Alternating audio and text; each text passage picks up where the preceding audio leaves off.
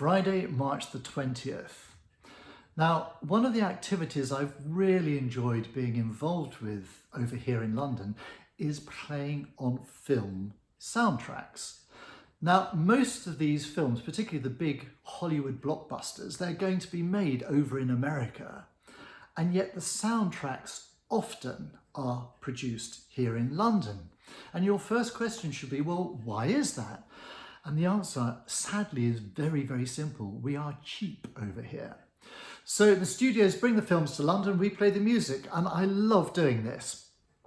Some of the films I've played on, I've done some Harry Potters, I've done some Star Wars, some Mission Impossibles, I played on Interstellar, I've played on Wonder Woman, and if you go to my website you'll find a list there of all the films that I have played on. But I don't know if you remember the third Harry Potter film, The Prisoner of Azkaban, and there's a scene with winged creatures flying and the most phenomenal flute solo going on above it. That wasn't me. I didn't play on that film. That was Karen Jones and Anna Noakes, my colleagues here in London, and a phenomenal job they did on that.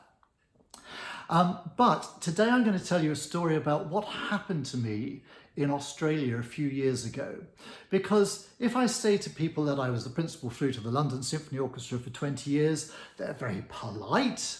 If I say to young people in particular that I was the flute player on Harry Potter, Star Wars and all these other films, wow, it's a huge effect on young people. And as I get older, all I want to do is to try and get young people enthused about picking a flute up and playing it. So I was in Australia and I giving a class to maybe 250 Australian students between the age of 8 and 18. So they were all bussed in from around the area in Perth. And I took them on this journey through some of the films that I've played on. And I used Hedwig's theme from Harry Potter as an illustration for intervals and for sound. And I got them all to play this. Now, in the 250 students, in the front row, there were maybe 12 young Australian boys. They were about 9 years old. They all had khaki shirts, khaki shorts, little yellow ties, identical pudding basin haircuts. And they were so small, they had beginners' curved flutes. And they looked angelic. So we got to the point in this presentation where we played Hedwig's theme from Harry Potter, which I don't know if you remember, but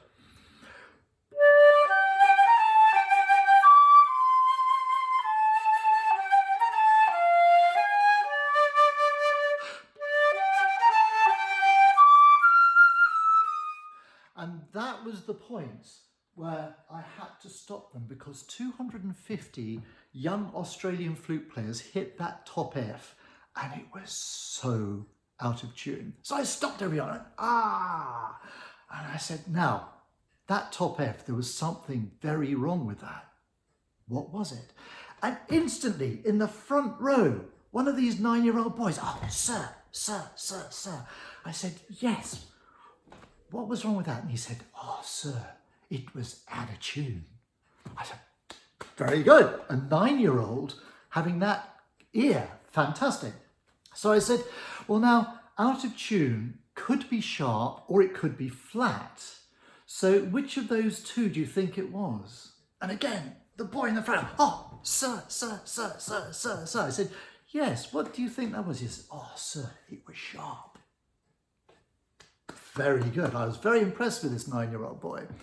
And then I said, well, look, the thing is, you know, the top octave is difficult on the flute, but there's a little trick that we can do to actually temper it, to make it less out of tune, to get the sound a little bit more round. And I said, what we have to do is we have to do a little trick with it. We have to make sure that our throats are nice and open.